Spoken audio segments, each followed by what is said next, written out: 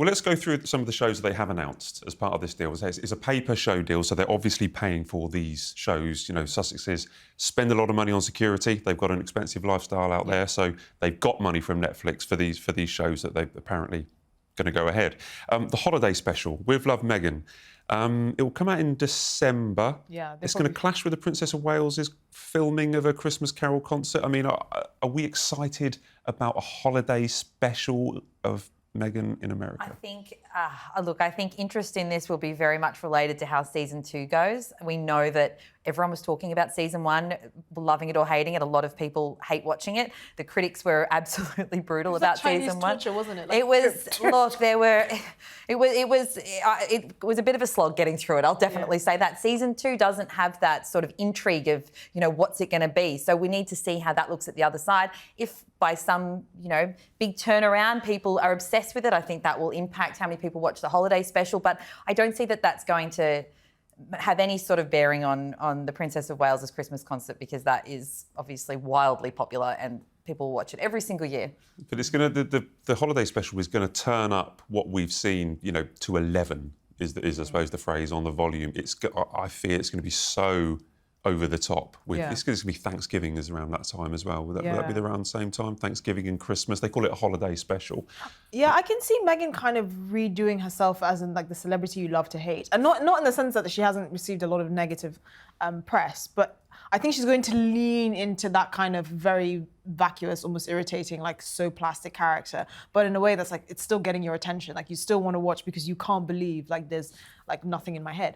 And I actually really I think that's clever. That's what Paris Hilton did. So like you know, back in the mid 2000s when she's like that's hot and like this ditzy blonde character, but it was marketing genius because she knew exactly what she was doing. And I'm kind of rooting for her. I'm like, lean into the vacuousness. You have that going for you.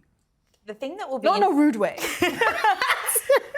The thing that will be interesting is that season 2 was already filmed when season 1 came out. So when all these brutal reviews happened, you know, she couldn't really, you presume she couldn't do a lot to change what season 2 was going to look like. But if the holiday special was still to be filmed, I wonder if she'll change it up at all for that to reflect. I think that's a really good point. Yeah. It could be. We could see a different Meghan. Who knows? She might have maybe be dancing with like someone dressed as a Christmas She'll have the opportunity to, I suppose, reflect a little bit about what people were saying about that first season. Yet another different Meghan. I was going to say that. Yet another. We may see another rebrand. No, the other one, Esther, you touched on it a minute ago. It's called Masaka Kids: A Rhythm Within. It's in Uganda, I think. It's a short film, so we don't know how long or you know what the ins and outs are. We know Harry's been in Africa recently. Yeah.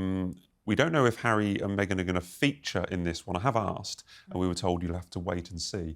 I don't like surprises. I'd like to know if Harry or Meghan are in it. Does this sound like something that's going to earn them a lot of money? Oh, no, but I don't think they're trying to earn money. I really think they have this messianic complex where they think, like, you know, putting out this content, even if it doesn't necessarily generate the kind of views, it's in the repertoire of the do-gooders. I just think, you know, having grown up in Ghana and having seen like kind of these UNICEF ads of like, you know, starving, emaciated African children with like flies around their faces or the camera zooming in being like, you know, give to us and stuff like that. And knowing kind of the background that Harry comes from, I really hope this isn't that. Like, I don't mind if it's not entertaining or anything like that, but I don't want it to veer into like the outdated and outright disrespectful. It can look into kind of white saviour complex. Yeah, exactly. And then not in a way that, you know, I'm disparaging their will to try and do good, but I think they have to be very conscious of that. And I think with the reason why I'm saying this is because I think the Sentebale charity and his approach to it is quite telling. He didn't go to sub-Saharan Africa for 5 years until he was invited by Sophie Chandoka, who he basically had that falling out with. And I think that's quite telling, because if you have this charity and it's your flagship charity and you're saying how much good you're doing, I think it's quite telling when you don't actually even visit the region and you basically let your minions on the ground handle it. And then when things are not going your way, you're so affronted by it. I just think, well, you weren't even doing the real work. Like, were you actually invested in this?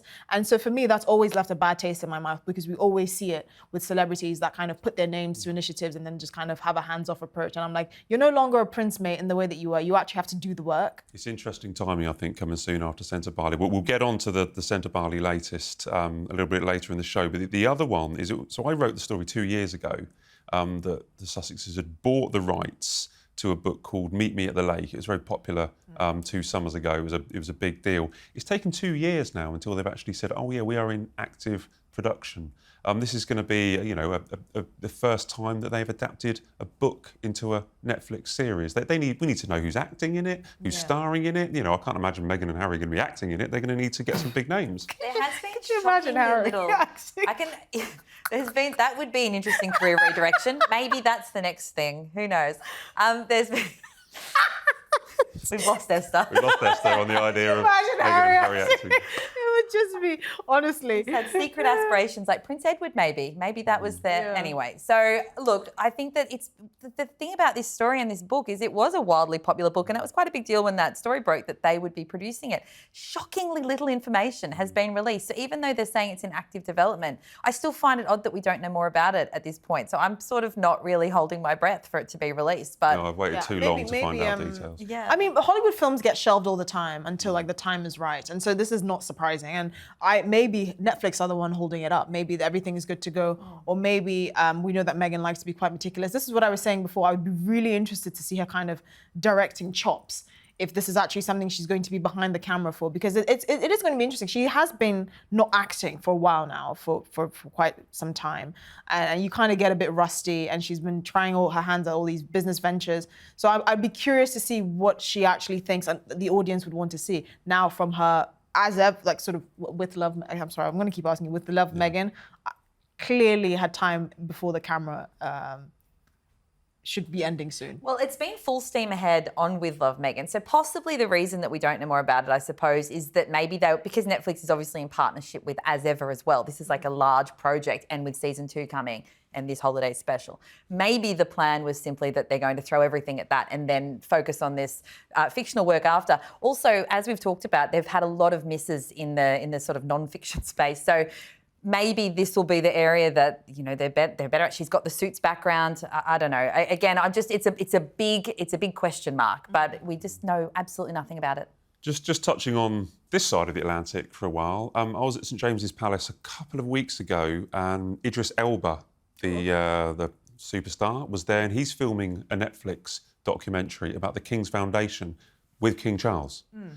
So we will possibly, at some stage next year when it's released, maybe have a clash between a Sussex production on Netflix and something featuring the King on Netflix. We're going to have a ratings more interesting. Didn't Idris Elba DJ at their wedding? At Harry and Meghan, yes. And I'm quite surprised he's not featured in the second season of With Love, sorry, I keep saying As Ever, With Love Meghan, because Claire Smith is in it, who I love. And by the way, I highly recommend her restaurant, Core in London. It takes ages to get a booking, but anyway. But so she was in it, and Jay Shetty and his wife, and a few other, like Chrissy Teigen, who again, they've resurrected her from the graves of Hollywood. And Tan France from Queer Eyes on there as well. Exactly. So I'm surprised that Idris, who would have been a really good fit for this, because at the very least he would have been entertaining, wasn't interested or maybe tapped on the shoulder to film the second season with him. Well, it's funny you mentioned about the wedding. I mean, there are no guests on.